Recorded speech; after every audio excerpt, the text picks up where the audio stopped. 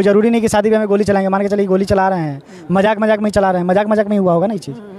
अब पता नहीं फायरिंग कर रहा था बेचारा, लगते लगते अब गोली निकलता है तो थोड़ा बोलता है कि हम यहाँ निकल के गोली लगा नहीं पटक के गोली लगा है। तो ये सब चीज़ रोकना चाहिए, ये सब चीज़ें बैन होना चाहिए कि भाई आप शादी ब्याह में या फिर किसी भी इस तरह के महफिल में इस तरह का फायरिंग आप नहीं कर सकते हैं। लोग को अपनी तरफ अट्रैक्ट करने का पावर है उनमें, एक तरह से वो एक हीरोइन की तरह दिखती है, एक मॉडल की तरह दिखती है, तो एक अट्रैक्टिव पर्सनैलिटी है उनका जो उनको खास बनाता है। तो हर इंसान में कुछ ना कुछ एक खास चीज़ होता है जो उसको लोगों में बेहतर बनाता है, तो यही चीज़ है। निशा उपाध्याय का बहुत ही नाम है, वो कहीं ना कहीं सुपर स्टार है बेचारी, जितना बड़ा स्टार है और उतना बड़ा अगर कोई स्टार बन गया है जैसे कि संतोष रेणु वगैरह वगैरह बहुत, तो उसको ज़्यादा घमंड हो गया। लेकिन निशा उपाध्याय का घमंड है कि नहीं आपको पता है कि नहीं? आप तो कार्यक्रम किए होते, पूर्णिया में भी देख रहे थे आपको कार्यक्रम। हम उनके साथ कार्यक्रम किए हैं, कोई घमंड की बात नहीं है, लेकिन होता क्या है कि कलाकार इज्जत सम्मान का भूखा होता है। अगर उसके इज्जत सम्मान पे अगर बात आ जाएगी तो वो कोई भी हो उसको बकसता नहीं है, इसलिए उनको भोजपुरी का शेरनी कहा जाता है। अगर वो अपनी इज्जत सम्मान के लिए नहीं लड़ता है तो फिर वो इंसान नहीं है।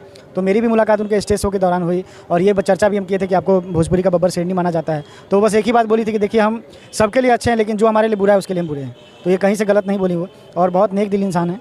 देख लीजिए हमारे बीच वायरल भिखारी सिंगर विवेक कुमार जी है, जो कि निशा उपाध्याय के बारे में बहुत दुख मतलब व्यतीत कर रहे हैं कि हाँ भगवान से भी दुआ कर रहे हैं, हमारे बिहार सरकार से भी मांग कर रहे हैं और बिहार के प्रशासन से भी मांग कर रहे हैं कि ऐसा जो बारात में जो उल्टा सीधा जो गोली फायरिंग करता है ये फायरिंग नहीं होनी चाहिए, इस पर बैन लगना चाहिए। नमस्कार, मैं नितेश शर्मा और भैया हम दरभंगा में हैं। हमारे बीच वायरल भिखारी सिंगर विवेक कुमार जी हैं, जो कि मेसी रेलवे स्टेशन से वायरल हुए थे और बहुत ही अच्छे कलाकार हैं और बहुत स्टेज शो करते हैं।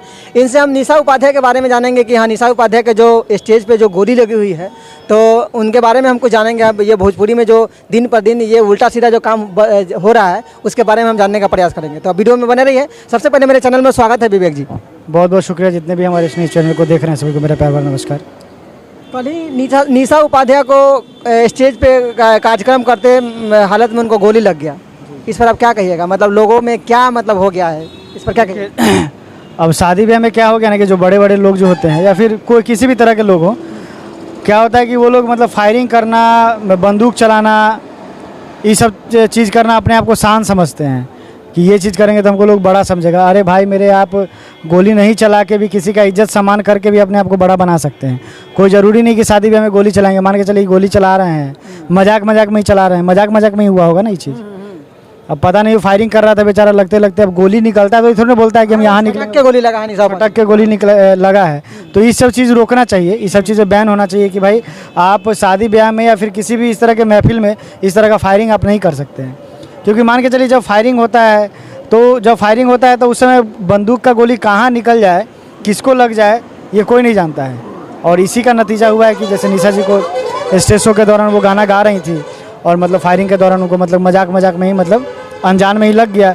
लेकिन अनजान में ही लगा, लेकिन नुकसान तो बहुत ज़्यादा हुआ ना, उससे जान का खतरा। वो तो बनाइए कि भगवान का लाख लाख शुक्र है कि अभी वो खतरे से बाहर हैं और बच गई, ये तो भगवान का लाख लाख शुक्र है। आप भी कलाकार हैं, वो भी कलाकार हैं, क्या आप भी उनसे पटना मिलने जाएंगे मैक्स हॉस्पिटल में जो भर्ती हुई हैं? जी बिल्कुल कोशिश करेंगे, क्यों नहीं, क्योंकि एक कलाकार है, वो भी हैं कलाकार, हम भी हैं, और जितने भी कलाकार जैसे जैसे जिनको फुर्सत मिल रहा है वो लोग जा रहे हैं और हम लोग को भी समय मिलेगा। बिहार को प्रशासन से क्या मांग कीजिएगा? आप कलाकार है, देखिए यही मांग करना चाहेंगे कि आप लोग इस तरह का जो भी हरकत होता है कार्यक्रम के दौरान या फिर किसी भी महफिल के दौरान, अगर इस तरह का हरकत होता है उस पर आप लोग रोक लगाइए कि फायरिंग वगैरह ना हो।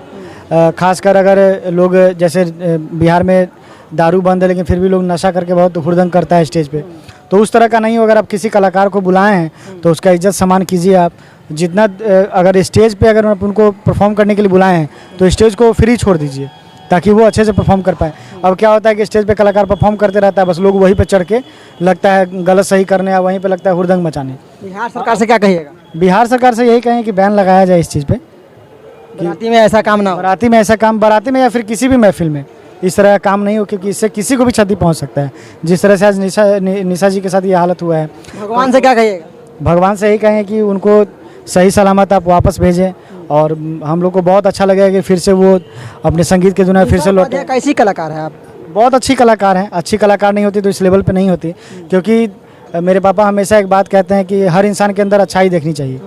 तो अब उनके अंदर गायकी को लेके क्या है नहीं है उससे हमको मतलब नहीं है, लेकिन अगर वो इस जगह पे हैं, 10 मिलियन 12 मिलियन फॉलोअर उनको लोग उनको चाहने वाले हैं, स्टेज पे इतने उनके चाहने वाले होते हैं, इतने दर्शक उनके चाहने वाले हैं, तो कुछ ना कुछ बात होगी तभी तो चाहने वाले हैं।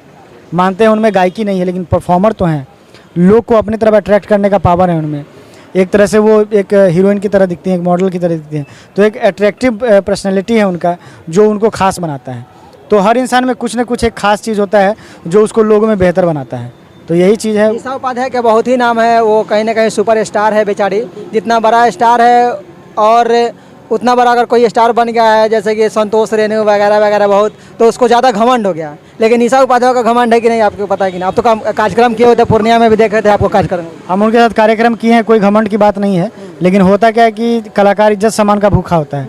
अगर उसके इज्जत सम्मान पे अगर बात आ जाएगी तो वो कोई भी हो उसको बकसता नहीं है। इसलिए उनको भोजपुरी का शेरनी कहा जाता है। शेरनी कहने का उद्देश्य ये है कि अपने इज्जत सम्मान पे जब बात आती है तो कोई भी इंसान हो, अगर वो अपनी इज्जत सम्मान के लिए नहीं लड़ता है तो फिर वो इंसान नहीं है। तो मेरी भी मुलाकात उनके स्टेज शो के दौरान हुई और ये चर्चा भी हम किए थे कि आपको भोजपुरी का बब्बर शेरनी माना जाता है। तो वो बस एक ही बात बोली थी कि देखिए हम सबके लिए अच्छे हैं, लेकिन जो हमारे लिए बुरा है उसके लिए हम बुरे हैं। तो ये कहीं से गलत नहीं बोली वो, और बहुत नेक दिल इंसान है। देख लीजिए, हमारे बीच वायरल भिखारी सिंगर विवेक कुमार जी है जो कि निशा उपाध्याय के बारे में बहुत दुख मतलब व्यतीत कर रहे हैं कि हाँ, भगवान से भी दुआ कर रहे हैं और हमारे बिहार सरकार से भी मांग कर रहे हैं और बिहार के प्रशासन से भी मांग कर रहे हैं कि ऐसा जो बारात में जो उल्टा सीधा जो गोली फायरिंग करता है, ये फायरिंग नहीं होनी चाहिए, इस पर बैन लगना चाहिए। और ये दरभंगा से प्रयास मेरा कैसा लगा आप लोग कमेंट करके बताइएगा। कैमरामैन शशि के साथ मैं नितेश शर्मा, जय हिंद।